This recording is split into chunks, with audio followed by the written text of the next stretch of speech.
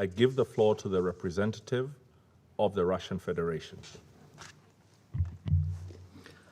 Thank you, Mr. President. Today, Ms. Izumi Nakamitsu presented the latest 96th report of the OPCW Director General on implementation of Resolution 2118. These documents have long been based on the same template and honed to achieve a single goal, creating an impression that Syria is allegedly trying to hide something and mislead the global community when it comes to its chemical file.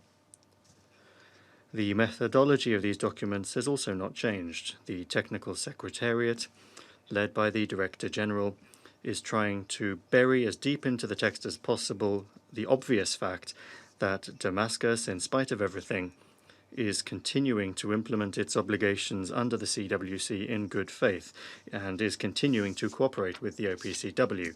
In particular, despite all of the machinations of its Technical Secretariat, Syria is demonstrating political will and a readiness to continue a dialogue with it.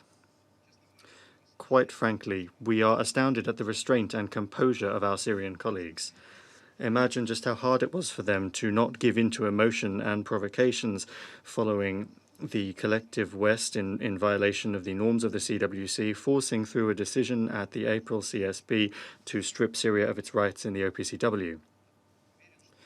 I'm confident that today as well, my Western colleagues, as is traditional and despite the facts and common sense, will rush to praise this decision and declare its alleged broad support from the OPCW member countries.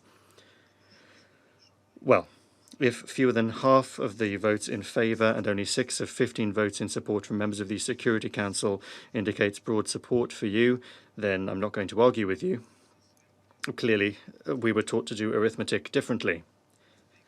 And unfortunately, not just arithmetic, but also physics. In our school books, for example, we learned about the force of gravity, which, when objects are falling from a height, that causes them to be deformed, which is to say that chlorine cylinders allegedly dropped over Duma in April 2018 would have to have exhibited damage characteristic of this, just like the bed that one of them allegedly fell on. And that's without even mentioning the fact that when smashing through the rafters, the valve on the cylinder would have to have been damaged. Or, for example, the crater from the alleged bomb drop in Khan Sheikhoun, which all signs point to being the result of a detonation of a shell on the ground.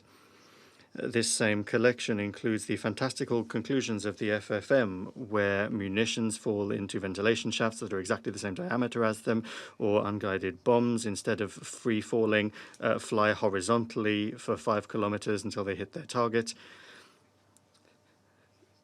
This apparently doesn't bother you or the OPCW inspectors.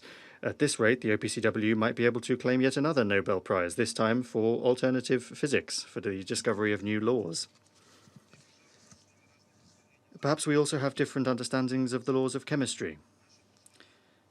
For example, as we understand it, a cylinder would not have time, as is inserted in the report of the IIT on Sarakib, to half rust over in fewer than 12 hours after hitting the Earth. This is, again, fantastical speed for a chemical reaction to take place. Similarly, attempts to present as a military chemical weapon the minute particles of chlorine that were found in Duma do not stand up to any scientific criticism. They could have formed for many mundane reasons. And that's without even mentioning the fact that we've long since given up trying to find any logic, any drop of logic in your assertions. If there were any, then you wouldn't, contrary to common sense, deny that the use of chemical weapons by Syrian forces would absolutely be pointless, even if they did actually have them, because at that time they had clear military advantage. Why look for any intellectual arguments at all if you can simply create around these events a shroud of fakes aimed at accusing Syria, blaming Syria and its leadership, and presenting the cutthroats from among the Syrian opposition that you support as fighters for freedom and democracy? This is all part of the world map that you are presenting, but it has nothing to do with reality. The peak of hypocrisy, ladies and gentlemen, is the illegitimate IIT, the experts of which, without even getting off the sofa, are rubber stamping on the basis of pseudo-evidence and contrary to the laws of physics, chemistry and mathematics, every new report on the alleged use of chemical weapons by the Syrian leadership. We have repeatedly said that in advance we deny the conclusions of all of these new masterpieces of the IIT, which are compiled using that same methodology that violates the principles and methodology of working with information, the OPCW. Incidentally, a large share of the blame for what we are seeing, the destruction of the good name and reputation of the OPCW, lies personally with the current DG, Fernando Arias, who, instead of investigating the glaring case of machinations when the Duma report was being drawn up, is trying simply to silence the inspectors who dared to break the silence and the experts from the OPCW, and to sweep under the rug any awkward facts for him and for the organization. This hypocrisy is evident even in today's report.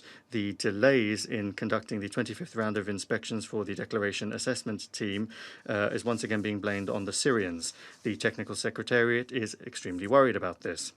And yet nothing is said about the fact that it was at the behest of the OPCW DG that they were not held in the summer. This summer, as we all recall, Mr. Arias said that the summer months in Syria were allegedly uncomfortable for the DAT members to be deployed to the field, and it seems that for him, comfort is more important than conducting these consultations.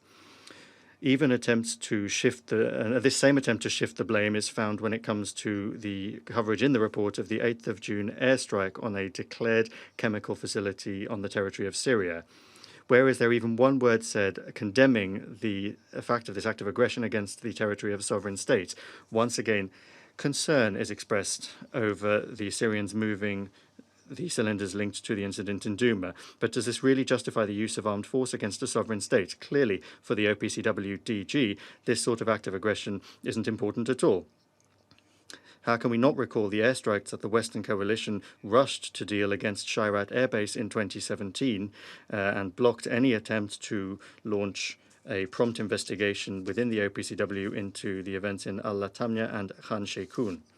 On the whole, the OPCW Technical Secretariat's leadership's approach is extremely hypocritical and is having an impact on a number of situations that the Director General and his staff are involved in, which have nothing to do with anything apart from politics. And it's unfortunate that due to burying its head in the sand, the OPCW is becoming a politicized instrument to punish regimes that have found disfavor with the collective West. Distinguished colleagues, in conclusion, I would like to underscore that due to the trends that I referred to above,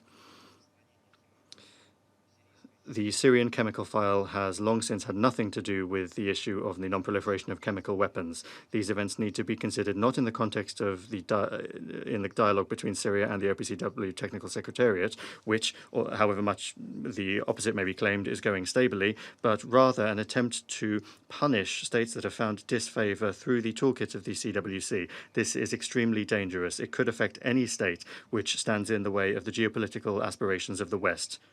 We have long since had no illusions about this. Thank you for your attention. I thank the representative of the Russian Federation for his statement.